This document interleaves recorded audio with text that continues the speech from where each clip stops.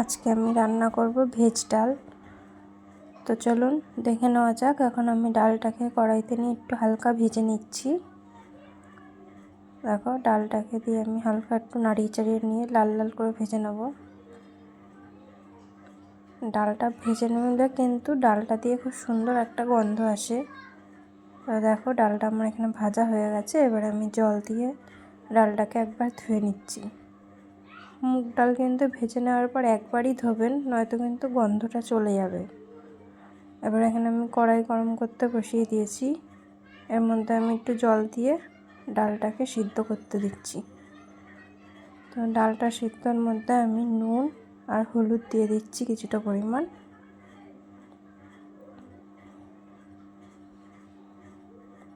তো এবারে আমি এটাকে সিদ্ধ করতে বসিয়ে দিলাম।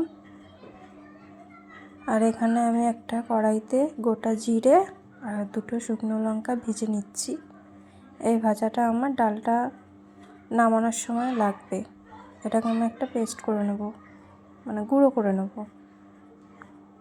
দেখো, ডালটা কিন্তু আমার সিদ্ধ হচ্ছে। ডালটাকে কিন্তু খুব বেশি সিদ্ধ করব না, 70% সিদ্ধ করব। এখানে আমি তেলটাকে গরম করতে বসিয়ে দিয়েছি। এবারে এই তেলের মধ্যে একটু ঘিও দিয়ে নিচ্ছি।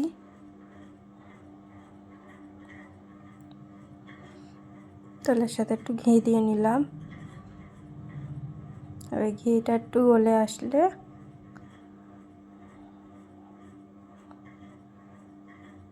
আমি এর মধ্যে এখন কাজু কিশমিশটা ভেজে নিচ্ছি। দেখো, কাজু কিশমিশটা ভেজে নেওয়া হয়ে গেছে। এবার আমি এটাকে তুলে নিলাম। তুলে নেওয়ার পর ওই তেলের মধ্যেই আমি এখন একটু গাজর ছোটো ছোটো টুকরো করে কেটে রেখেছিলাম, সেই গাজরটাকে দিয়ে নিচ্ছি।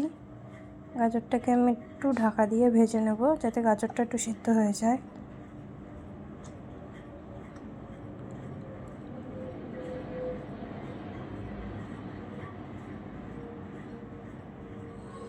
দেখো, গাজরটাকে আমি একটু নাড়া দিয়ে ভেজে নিলাম।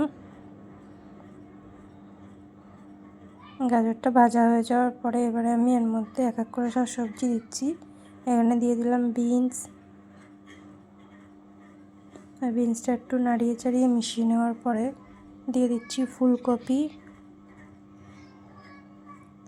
এনে ছোটো ছোটো টুকরো করে কেটে রেখেছিলাম, ফুলকপিটাকে দিয়ে দিলাম।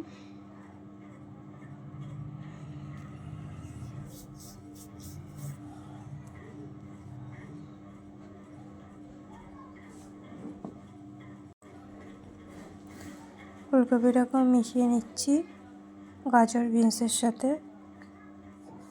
এবার আমি এখানে কিছুটা পরিমাণ নুন দিয়ে নিলাম।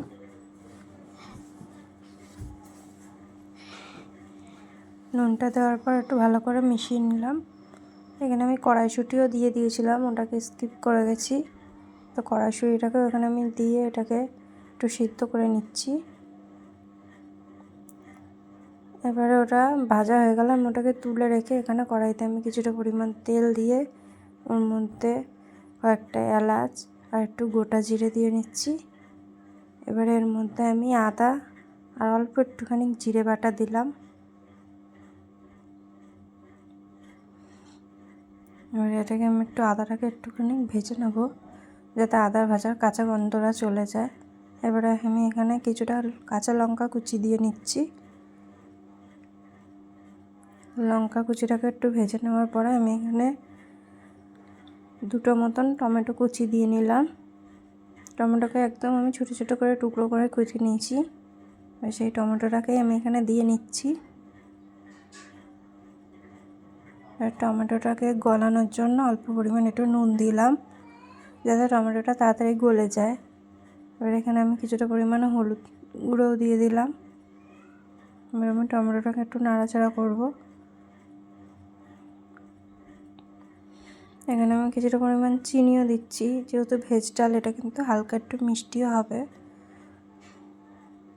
দেখো, টমেটোটা কিন্তু আমার প্রায় গলে এসছে, এটা থেকে তেল ছাড়তেও শুরু করেছে।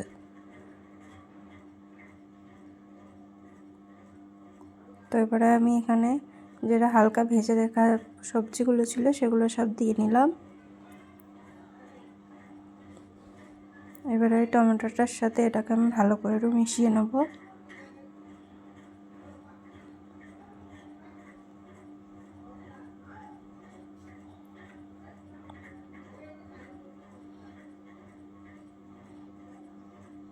দেখো এটাকে ভালো করে মেশানো হয়ে গেছে। এবার আমি এটাকে একটু কিছুক্ষণ রান্না করব।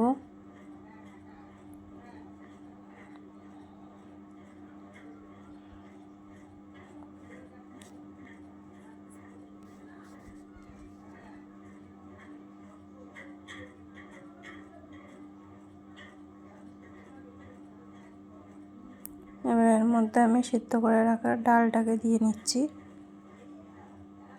দেখো ডালটা কিন্তু আমি খুব বেশি সিদ্ধ করিনি, 70% মতনই সিদ্ধ করেছিলাম, কারণ ওই সবজির সাথে আর কিছুটা সিদ্ধ হবে।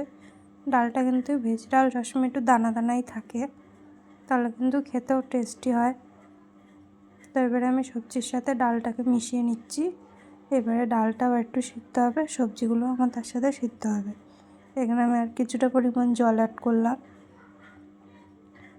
দেখো ডালটা কিন্তু আমার ফুটতে শুরু করে দিয়েছে, সবজিগুলো আমার সিদ্ধ হয়ে গেছে।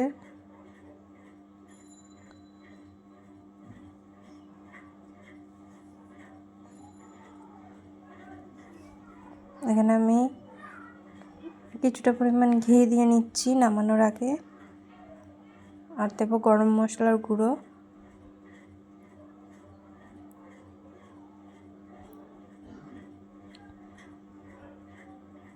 আর যে ভাজা মশলাটা করে রেখেছিলাম ওটাকে দিয়ে নিচ্ছি।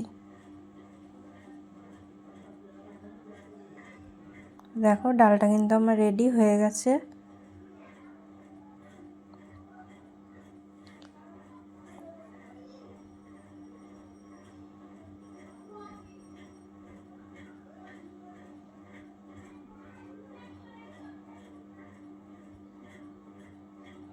মানে আমি ডালটার মধ্যে কাজু কিশমিশটাও অ্যাড করে দিয়েছিলাম। দেখো ডালটা কিন্তু আমার একদম রেডি হয়ে গেছে।